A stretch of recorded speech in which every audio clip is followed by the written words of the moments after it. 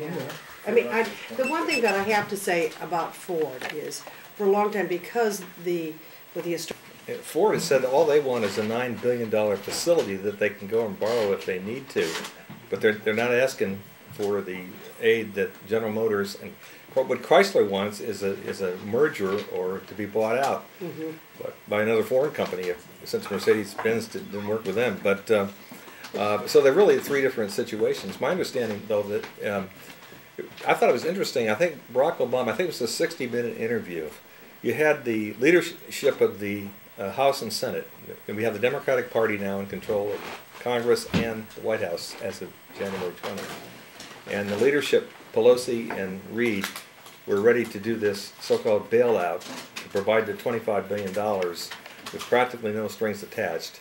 Obama goes on 60 Minutes. They asked him the question, and he says, well, we can't have a bridge loan to nowhere. We have to know that that this is going to create a sustainable industry. And suddenly, the whole tone changed, and when the executives came in, they got sent back and said, you come back with a plan, you know? And now, my understanding, General Motors has come back with a rather comprehensive plan that involves a substantial reduction in the amount of dealerships, reducing the number of brands, closing 6 assembly plants. But Ford has said, well, we just need this facility. We're not really looking to a plan. We think we can make it. And Chrysler really came back with practically nothing. But it was interesting. It was the president-elect that kind of set the tone.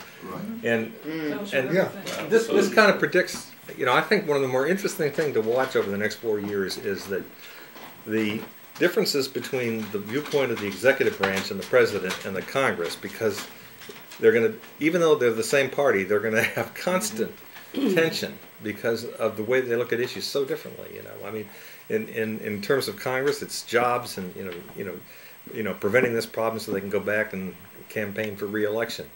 But the executive, has to live with the long-term consequences of what they do, and so you're going to see this played over and over again, even though it's the same party in power. But I think that they'll come up with some kind of working arrangement with some kind of a plan, and they'll probably get something through.